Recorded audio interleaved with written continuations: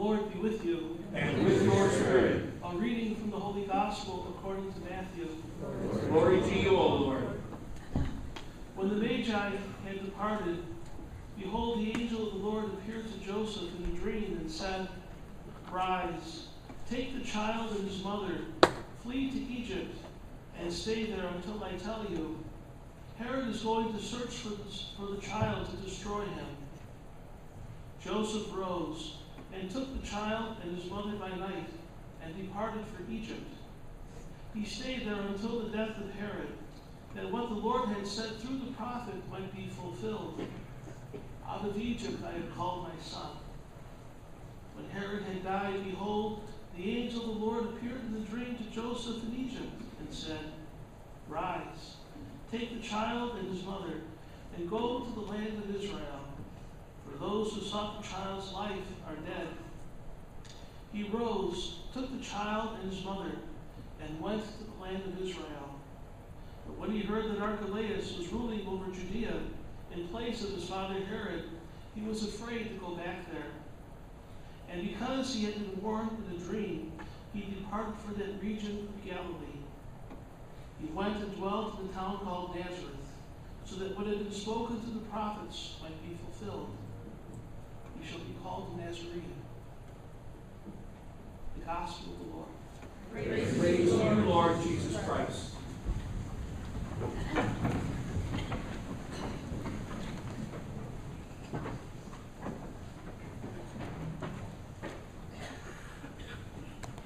The church uses this Christmas season to teach us that there is a much deeper lesson about the meaning of Christmas.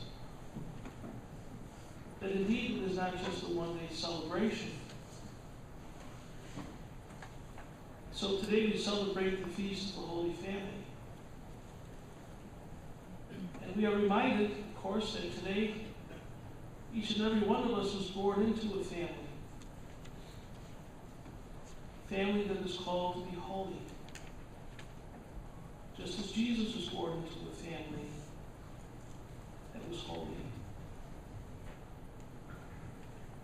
We see in the Gospels, of course, that like our own families, Jesus' relation with his family and family life is not always easy. We also learn that they stay close to each other. They stayed close to God. And because they did, they overcame even the greatest difficulties. I always love preaching on this weekend, this Feast of the Holy Family. Because you know, when you sit up here in the sanctuary, you see everything. And I can tell that people pay particular close attention to the readings as they're being proclaimed on this particular Sunday. To be honest with you, it's rather fun to watch families in the congregation when these readings, in fact, are proclaimed. Children nudging their fathers in the arms when they hear St. Paul admonishing fathers not to nag or to provoke their children. Husbands giving a look at their wives as they hear St. Paul admonishing wives to be submissive or subordinate to their husbands. I need to be careful of that one myself, especially when my wife is in the congregation. You know, I think our readings today focus on responsibility. Responsibility to family as parents, as spouses, as children. And they invite us to reflect on what can hold a family together, and what can loosen a family, what can destroy a family.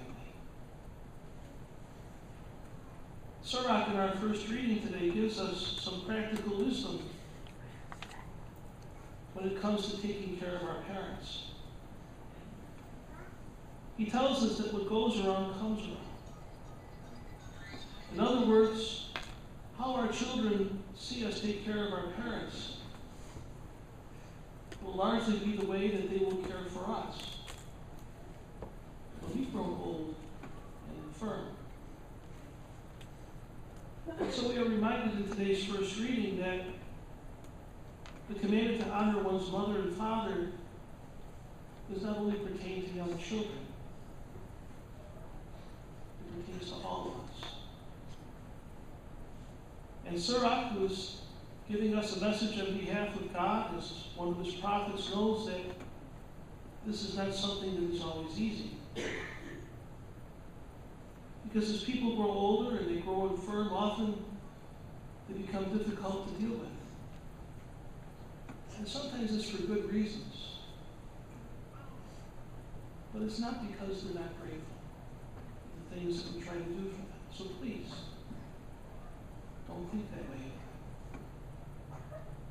But you see, many times as people begin to lose their independence, they who were once doers are now the ones who are in need.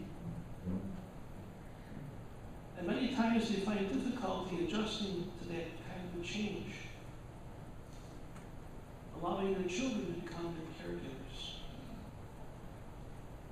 And so Sirach tells us that God knows it's not easy.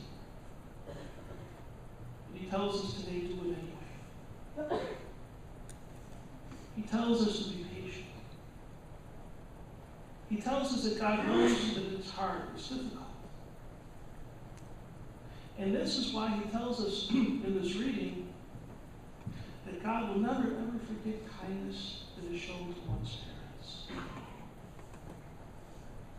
He says, even if their mind should fail them, he says it's going to serve as a sin offering before God. What he's saying is, if we've committed some awful sin, God is going to see the sin through the lens of how well we took care of our parents.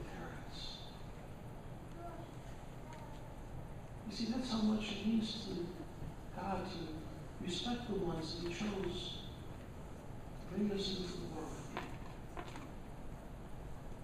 And of course, St. Paul in today's second reading tells us the virtues of the family. Virtues as God sees family: kindness, humility, meekness, patience, and a healthy dose of love and forgiveness to bind these things together. And of course, if we look closely at that line about wives being subordinate to their husbands, if we continue to read on where Paul left off in today's reading, we would see St. Paul exhorting husbands to love their wives as Christ loved the church. And he told us just how he did that. He said he took the form of a slave and he gave his life for her. And so you see, in families there is no room for subordination to one another, but two who sacrifice for one another, two who do their best for one another. Well, I think I redeemed myself with that. And of course, we see in the gospel Mary and Joseph caring for their son Jesus, being protectors of their son. We learn in the gospel, of course, that the world that Jesus was born into was a dangerous world, much like our own world. I think more importantly, the message that we hear today is that despite the fact that they lived, despite the fact that they had lived in such a dangerous world, they never ever failed to live their vocation as parents, to live that vocation so faithfully. As a family, they faced their share of trials, but they faced those trials together. They did so with the help of God. And so today, on this Feast of the Holy Family, let's ask God to help us to become better husbands and better wives, to become better sons and daughters, perhaps to our parents, better children to our elderly parents, and to do this no matter what. To do this no matter what time that we live in, or perhaps what shape our family might take. You know, it's not always a mother and a father and children. Sometimes families take many different shapes.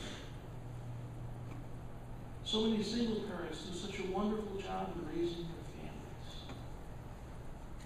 Regardless of what shape our family might take, all of us are reminded, no matter what our family looks like, that we are always to reflect the virtues of kindness, humility, meekness, and patience, serving one another always in love and forgiveness, accepting the fact that none of us are perfect. As families are going to face times of heartache, we're going to face times of disappointment. But love is always going to overpower any of these.